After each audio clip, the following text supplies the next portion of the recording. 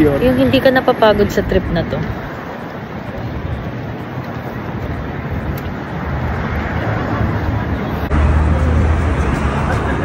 Malat talaga siya, no?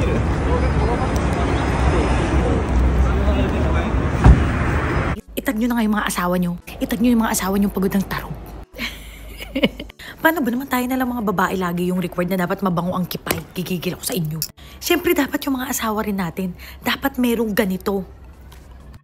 Ano yun, te? Kaya nga it takes two to tango. Dapat dalawa yan. Isa pa, mas pagod sila sa atin no mga nagmomotor yan, nagpa-basketball. Ang daming mga ginagawa ng mga tarbo. So dapat meron sila nito. Nung TP Fair, ang dami nang bumili nito ha. Agad-agad nakabundle, dalawa, para masaya kayong mag-asawa. Gaya nito, pagod na to. Nakailang ka na, steps? Ha? Nakailang steps ka na dito? Dami na siguro. Siguro ngayong umaga, 4,000 agad. 4,000 na, pagod na yan. Gumamit ka nito.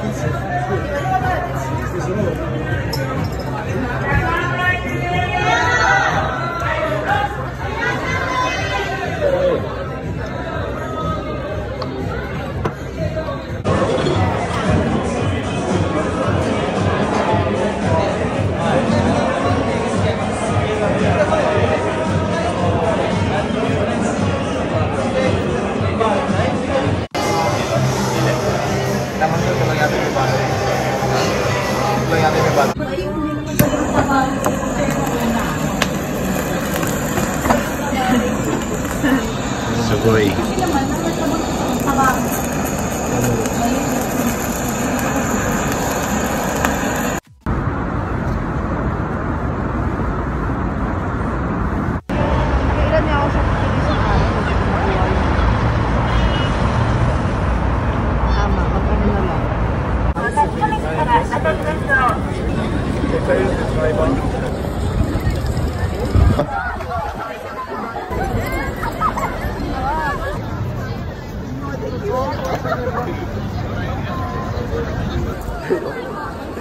Sinundan talaga kita dito ko.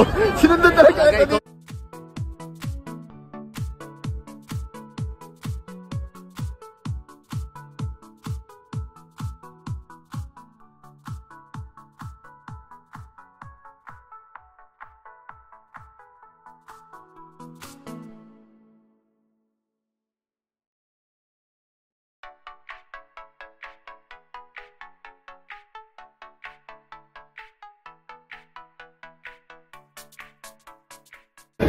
Guys, ito na yung sinasabi niya.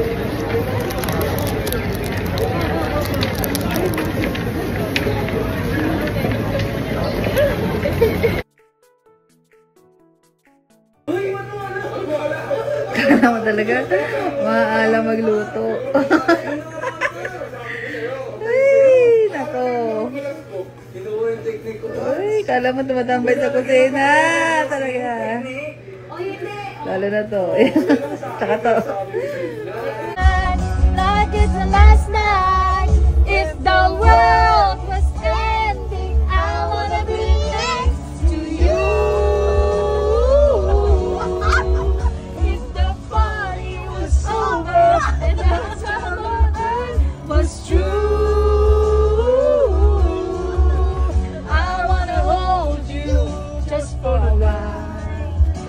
And die with a smile. If the world was ending, I wanna be next To you. Point.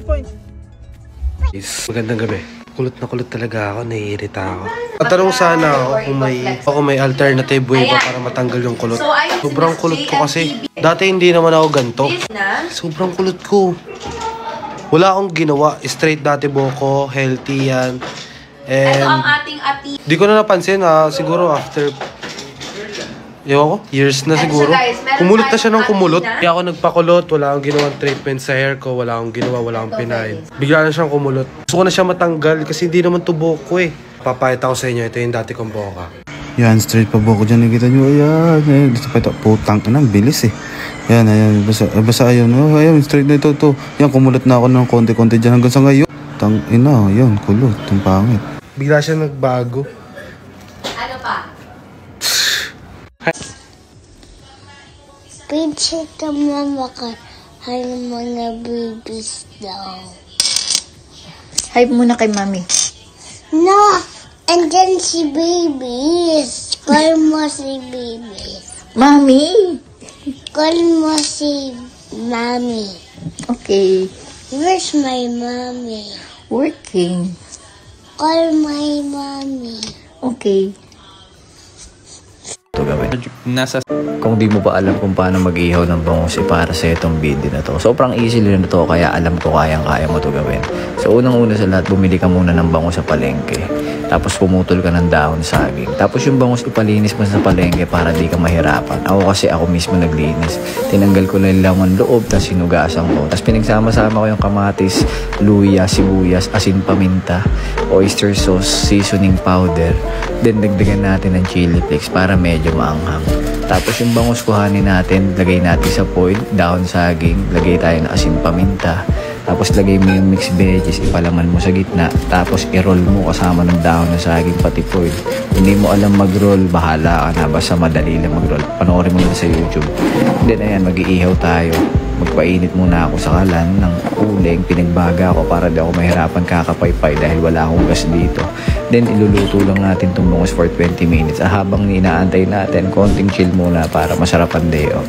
Tapos ayan, pabalik-balik balik ta rin mo lang hanggang maluto.